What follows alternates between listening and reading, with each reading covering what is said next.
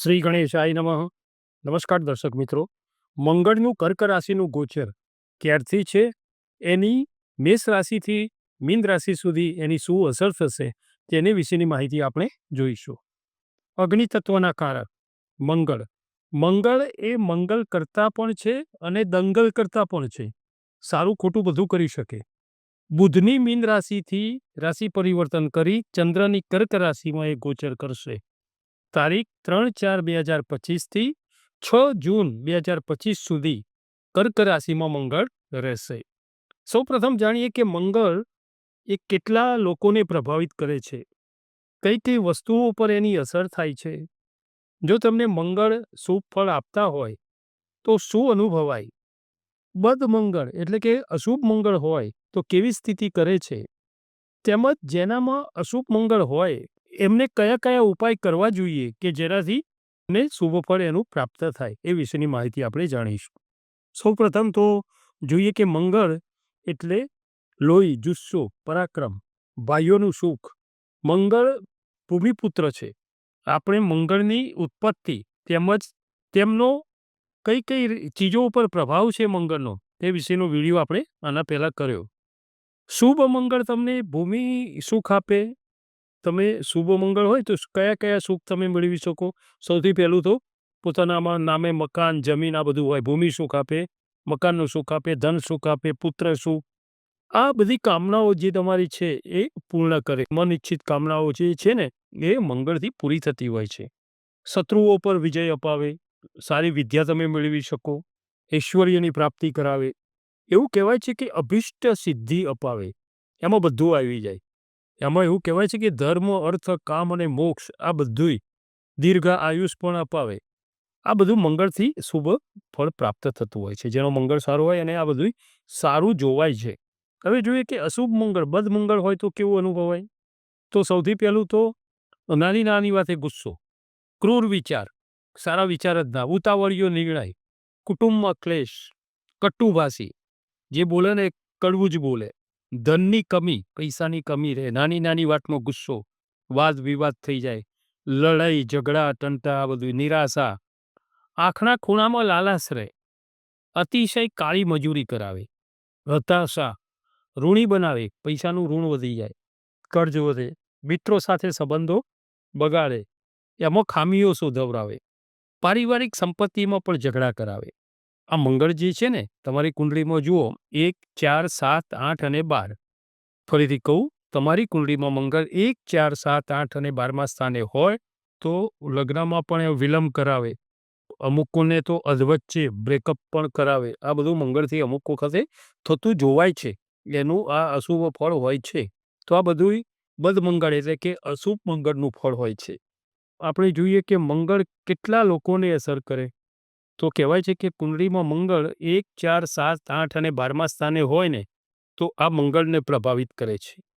એ સિવાય પણ મંગળની 4મી, 7મી અને 8મી આ દ્રષ્ટિ એ પણ પ્રભાવિત કરે છે. એટલે કે તમે જુઓ મોટે ભાગે દરેક મોટા ભાગના સ્થાનમાં મંગળ સારું કે ખોટું ફળ આપનારા હોય છે.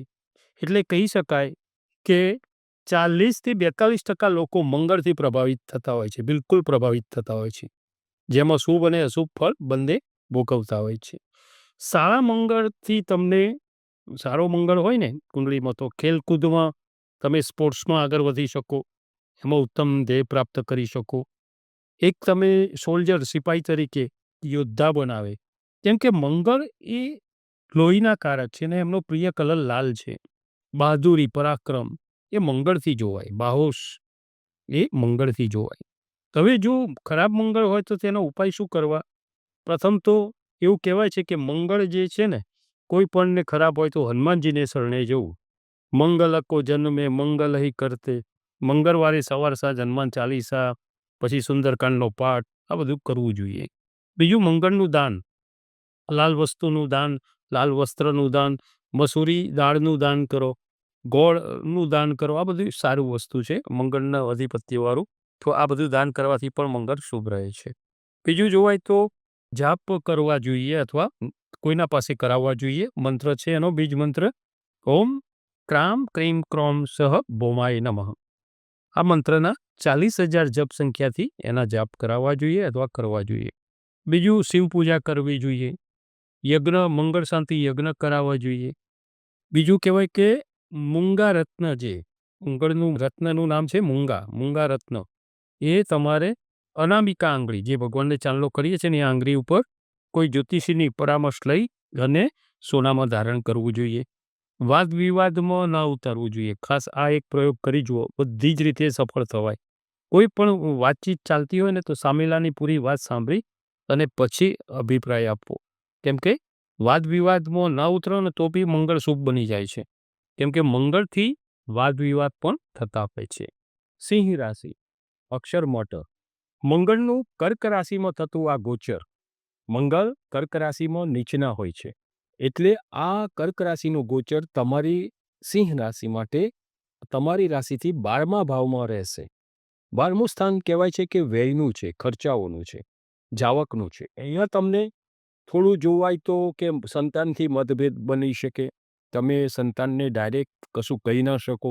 બીજું, વિદ્યાર્થીઓ માટે પણ આ સમય થોડો વધારે મહેનત માગી લેશે, ધ્યાન આપવું પડશે. મંગળ તમને તનતોડ મહેનત કરાવરાવશે, પણ તમને એનું રિઝલ્ટ પણ સારું અપાવશે. બીજું, તમારે અહીંયા પેટની તકલીફ જોવા, જે ગેસ, અપચો, આ બધું જે છે પાચનની લગતું, આ બધી નાની મોટી તકલીફ પેટને લગતે બની શકે છે. અહીંયા તમને તમારા વેપારમાં અને ધંધામાં પણ અહીંયા આકસ્મિક ખર્ચા વધી શકે છે. ન ધારેલું આકસ્મિક જે ખર્ચ જે હોય છે એ અહીંયા તમે વધી શકે એવું જોઈ શકો. આ સિવાય પણ નાની નાની વાતોમાં તમારે વાદ વિવાદમાં ન પડવું. આમાં તમારે જે સમય જે છે 12 એપ્રિલથી 12 મે સુધીનો એ થોડો સાવચેતી પસાર કરી લેવો. તમારે અહીંયા નવી નોકરીના યોગો પણ બની શકે. તેની સાથે સાથે જે તમે નોકરી કરો છો એમાં પણ સારું એવું પ્રમોશન મેળવી શકો. આ આર્થિક રીતે સારો સમય રહેશે. વ્યવસાયમાં પણ તમે તમારા પાર્ટનરનો જે સહકાર મેળવી શકશો, પણ તમારે પાર્ટનર સાથે કોઈ પણ વાતમાં વાદ વિવાદ ન થાય એનું ધ્યાન રાખવાનું. શક્ય હોય તો દલીલો ન કરવી, દલીલમાં ન ઉતરવું. એવું લાગે તો ત્યાંથી બ્રેક મારવી, વિવાદોમાં ન ઉતરવું. મંગળની ચોથી દ્રષ્ટિ તમારી રાશિથી 3જા સ્થાનમાં રહેશે. અહીંયા તમને ભાઈઓથી, 3જું સ્થાન છે પરાક્રમનું અને ભાઈ બંધુનું, તો ભાઈઓથી પણ અહીંયા કારણ વગરના વિવાદ ન થાય, મતભેદ ના થાય એનું ધ્યાન રાખવાનું. એમનો સંબંધ ન બગડે એનું ધ્યાન રાખવાનું. અહીં તમને કામ કરવામાં ધગશ હોય છે એ ઓછી થતી જોવાય, આળસ આવી શકે છે. જોશ, ઉત્સાહ, કાર્ય કરવાનો જે હોય છે એ ઘટી શકે. એમ થાય કે નથી કરવું, આળસ આવી જાય એવું બની શકે એમ છે. બીજું, મંગળની 7મી દ્રષ્ટિ તમારી રાશિથી 6ઠ્ઠા સ્થાનેથી રહેશે. અહીંયા તમને સ્વાસ્થ્યની રીતે પણ થોડું સાચવવા, સ્વાસ્થ્યની રીતે પણ થોડું અહીંયા આ સમય સાચવવાનું. જો તમારી જન્મકુંડળીમાં બદ મંગળ હશે, એટલે કે અશુભ જો મંગળ હશે, તો તમારે અહીંયા જે કર્ક રાશિમાં મંગળ જે નીચના બનતા હોય છે તે કોઈ પણ રાશિ માટે સંપૂર્ણ શુભ ફળ આપતા નથી. અહીંયા તમને આર્થિક રીતે સાચવવાનું રહેશે, ખર્ચાઓ પર નિયંત્રણ કરવાનું રહેશે, તેમજ કર્જ ન વધે, ઋણ ન વધે તેનું ખૂબ જ ધ્યાન લેવું જોઈએ. અહીંયા તમારે તમારા ગુપ્ત શત્રુઓથી તમારે સાચવવું પડશે, નહીં તો અહીંયા તમને નાનું મોટું નુકસાન એ પણ કરી શકે. તેમજ તમારે 29 માર્ચ 2025થી જે શનિદેવની જે દૈયા પણ શરૂ થઈ છે, એ આગલા વિડીયોમાં તમને કહ્યું છે કે શનિદેવની દૈયા તમારી સિંહ રાશિ માટે શરૂ 2.5 વર્ષ માટે થઈ. આથી તમારે કોઈ પણ જોડે મધ્યસ્થી ન બનવું, વાદ વિવાદમાં ન ઉતરવું, ઘર્ષણમાં ન ઉતરવું ખાસ જરૂરી આ સમય છે કે આ બધું ન કરવું. અમુક સમય તમારો પરોપકારી જે સ્વભાવ છે એ તમને અમુક વખતે કોઈ તકલીફ પણ ઊભી કરી શકે છે, પણ તમારો જે ગુણધર્મ છે કે કોઈની સેવા કરવી, એનાથી તમને સારો રસ્તો મળશે. કુદરત, પ્રકૃતિ તમને સારો એ સહકાર આપી શકે. એટલે પરોપકાર છોડવો નહીં, પણ જરૂરિયાત લાગે બહુ સમજી વિચારીને કોઈની સેવા પણ કરવી. કેમ કે અત્યારે અમુક વખત એવું બનતું હોય છે કે આપણે પરોપકાર કરવા જઈએ પણ એમાં આપણે ફસી જઈએ, એવું પણ અત્યારે બહુ જ સમય પડેલો એ છે. તો પરોપકાર છોડવો નહીં, પણ જોઈ વિચારી શાંતિથી અને કોઈ વ્યક્તિને આમ જોવું કે આ યોગ્ય છે તો જ એ વસ્તુઓમાં પડવું. અહીંયા તમારે કોઈ પણ વ્યક્તિ દ્વારા વિશ્વાસઘાત જેવા પ્રસંગો પણ બની શકે છે. આથી અતિશય આંધળો ભરોસો કોઈના પર ન કરવો. આ સમય શાંતિથી પસાર કરવો. મંગળની 8મી દ્રષ્ટિ તમારી રાશિથી 7મા સ્થાનેથી 7મું સ્થાન કહેવાય છે કલત્ર સ્થાન, પોતાના જીવનસાથીનું. અહીંયા તમારે જો જન્મકુંડળીમાં પણ મંગળ દોષ હશે, બદમંગળ હશે અથવા મંગળથી દોષિત કુંડળી હશે તો અહીંયા થોડું વધારે તમારે સાચવવું પડશે. વાદ વિવાદ ટાળવો જોઈએ. કોઈ પણ વસ્તુમાં તમે જોઈએ તો તમે બ્રેક મારશો કોઈ પણ વાદ વિવાદમાં તો તમને એનું અશુભ ફળ ઓછું જોવાશે. લગ્ન જેના બાકી હોય તેવા લોકોએ આ સમય થોડો પસાર કરી લેવાનો, સંભાળી લેવાનો. ઉતાવળો નિર્ણય કરી અને જો આ કરશો તો આગળ પાછું કોઈ વસ્તુ બ્રેક પણ જેવું થઈ શકે.